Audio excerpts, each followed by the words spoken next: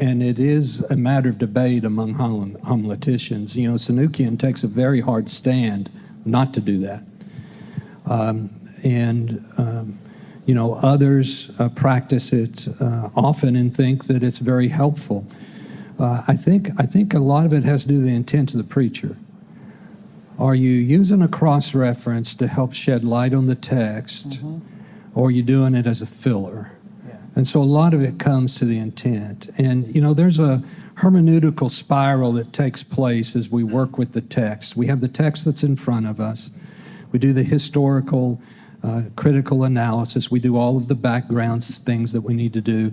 And we spiral out from that and do a theological look at it also.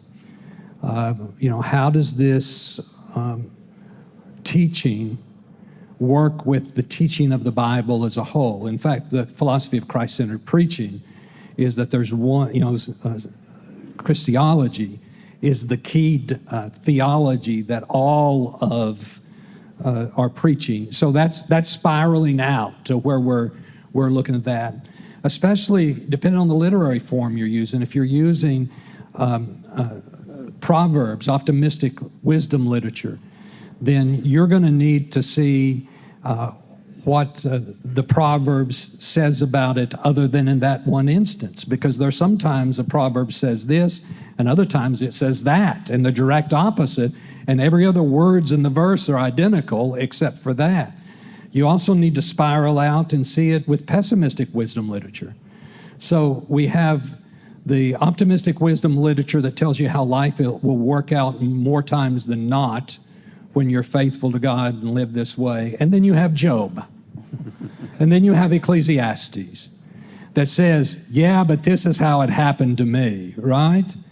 And so there needs to be a balance there. And then we go out to the teaching as a whole. So you kind of feel like a plane circling in reverse from landing. You go up higher.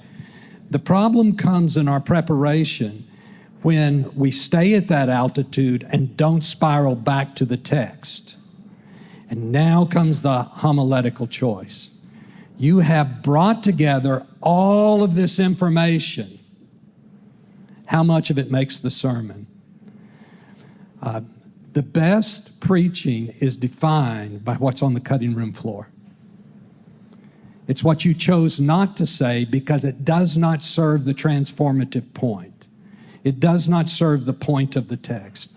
And if we use that material just to show that we know it, to impress people, to feel, or any other reason, then stop. I would much rather have a shorter sermon that keeps me on point. So it really becomes a heart question. Why are you doing it? And I don't take a hard line like Sanukian does on that. And in fact, I'm more in your camp with the use of that. But really, our answers are irrelevant as what the real key is. Why are you doing it? And if you're doing it to help the people understand the text, then I would say pray about it and go at it. Right. I love cross-referencing when it points to Jesus.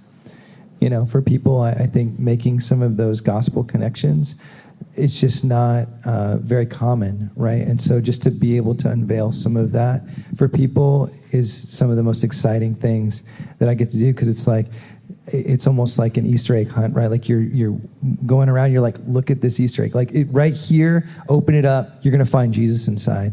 And so really, I think, again, it comes back to the heart of the preacher is like, are we more excited about presenting Jesus to people, or are we more excited about sharing, I know all this information?